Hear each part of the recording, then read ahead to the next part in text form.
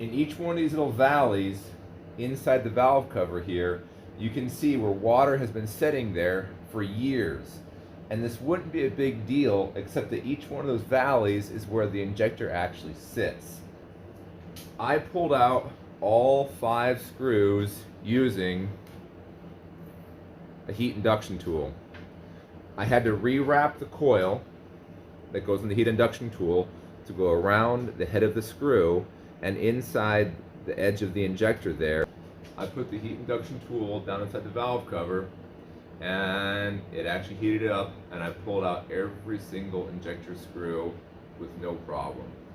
So for those of you who are really struggling to pull the injector hold down bolts out of your head, I would highly recommend get one of these heat induction tools. For those of you who haven't seen the sprinter injectors, the way they work, this is the injector. The foot goes on the side of the injector like this, and the hold down screw goes down through the foot, down inside the head like that. This is what your injector will look like.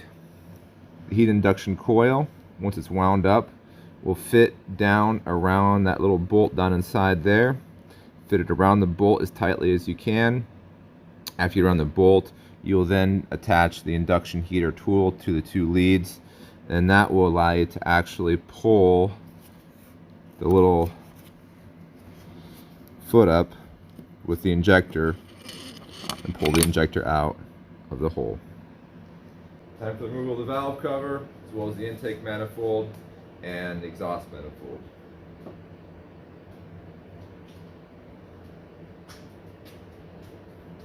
Next, it looks like I'll pull off the fuel rail. The fuel rail looks like it's held on with these few bolts here, which means we'll also have to take off the fuel rail hose and the fuel rail return hose, which is this one, and the fuel rail intake hose, which is up here.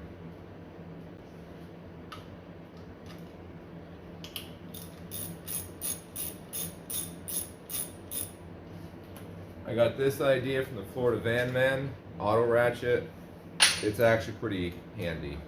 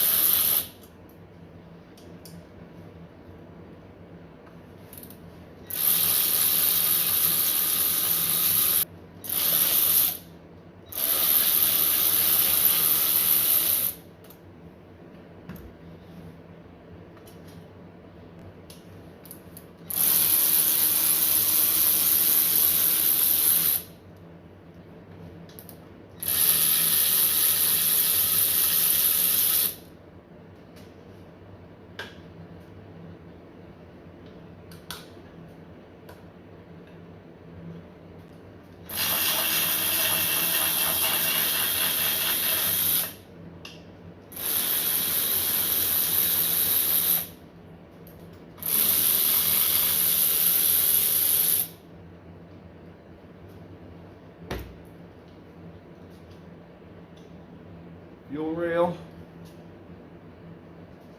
and always try to put your bolts back in where they came out of.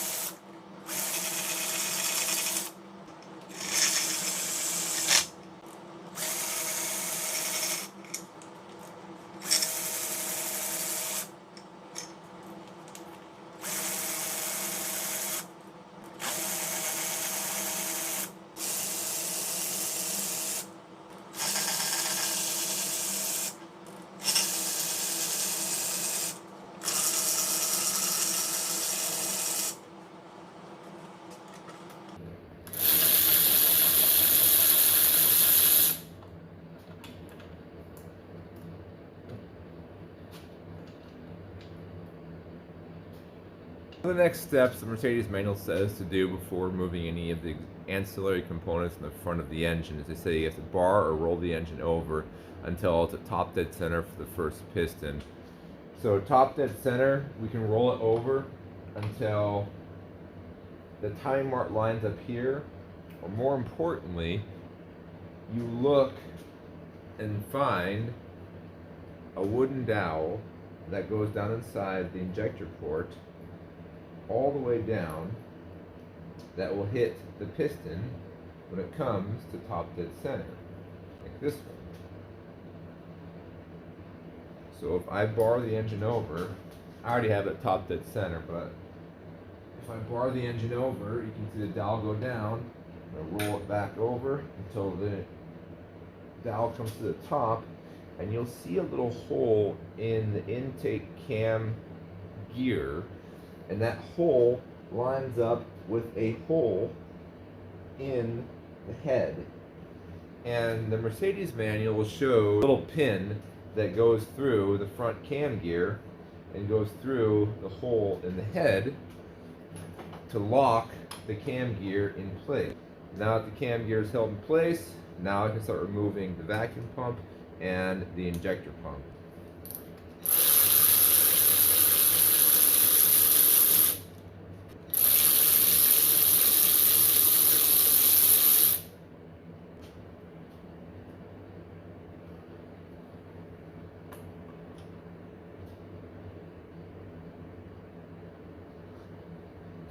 That is our vacuum pump. Let's put the bolts back into the head. The Mercedes manual says you should be able to just pull the bolts right out to remove the high pressure fuel pump.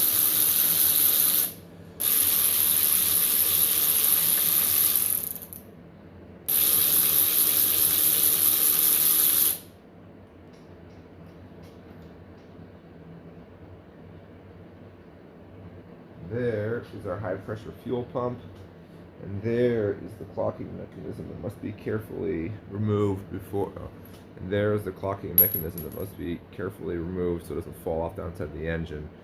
There was a video I remember seeing that talked about making sure that doesn't fall off inside, so make sure you take care in pulling this off.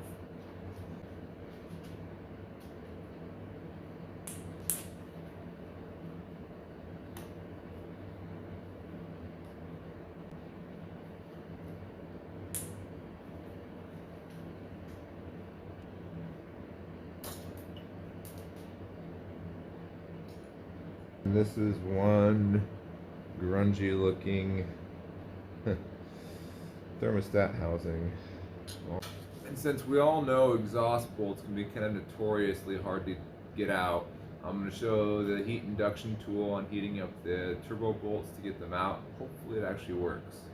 The tool, I pre-bent the coil. The coil will go around the top of each one of the bolts. The coil goes in the end of the gun.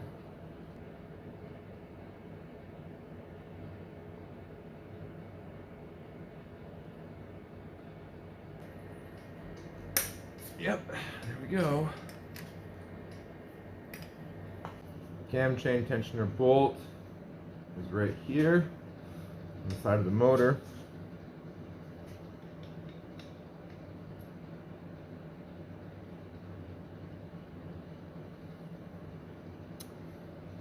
Cam chain tensioner.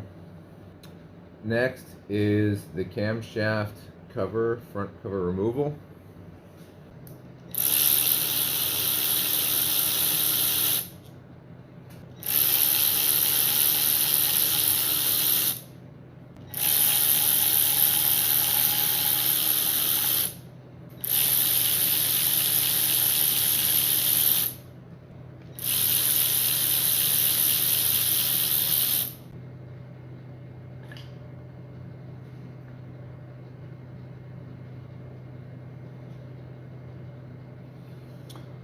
Camshaft cover, front cam gear,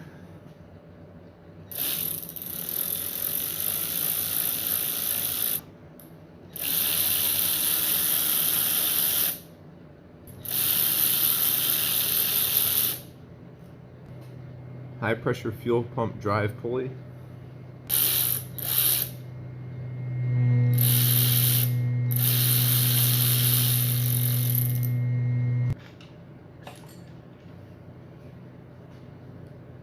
here. Make sure to note where the timing marks are on the timing gears here. You'll notice there are two little timing marks.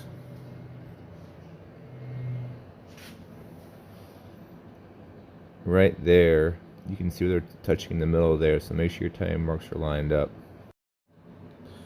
Take special precaution to note the location of all of the camshaft top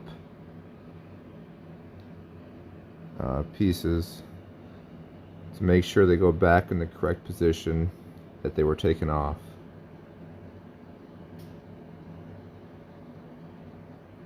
After you've removed the front cam gear, the cam chain goes on, and after you've documented where all the caps go, the correct orientation of the caps, you can then start removing them.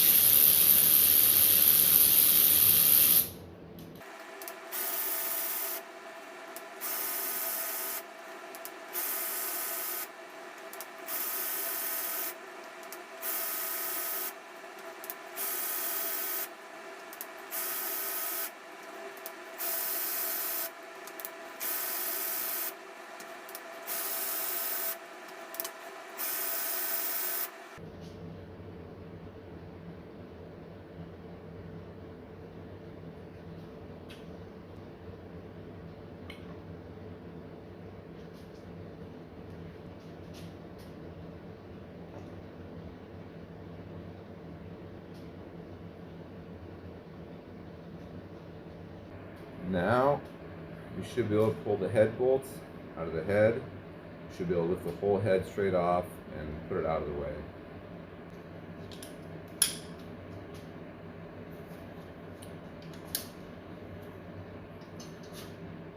Well, before I pull that out, one thing I do want to do is pull out all the glow plugs, because the glow plugs are usually kind of a hassle to get out, and they have to come out anyway.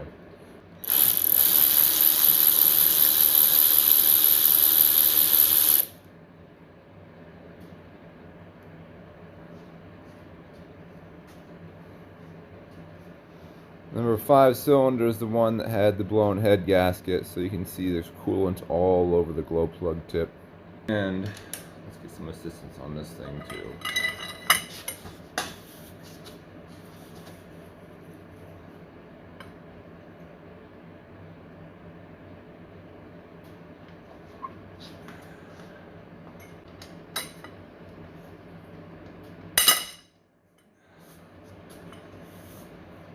Huh. Well, I thought Craftsman tools were good tools. Would you look at that? Huh. I have my trusty helper here now, and the Mercedes manual says reverse direction from tightening them. So we have 12, 11, 10, 9. I already loosened these two. So now it's time to loosen these two.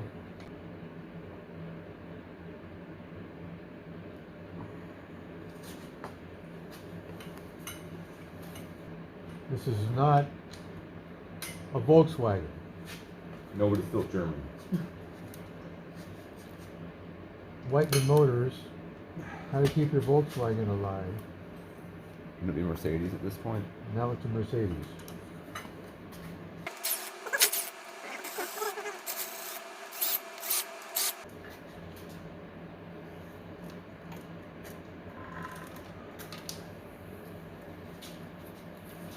Oh, wow. 2 cylinders. This one worse than that one. This is the cylinders after the head gasket failed.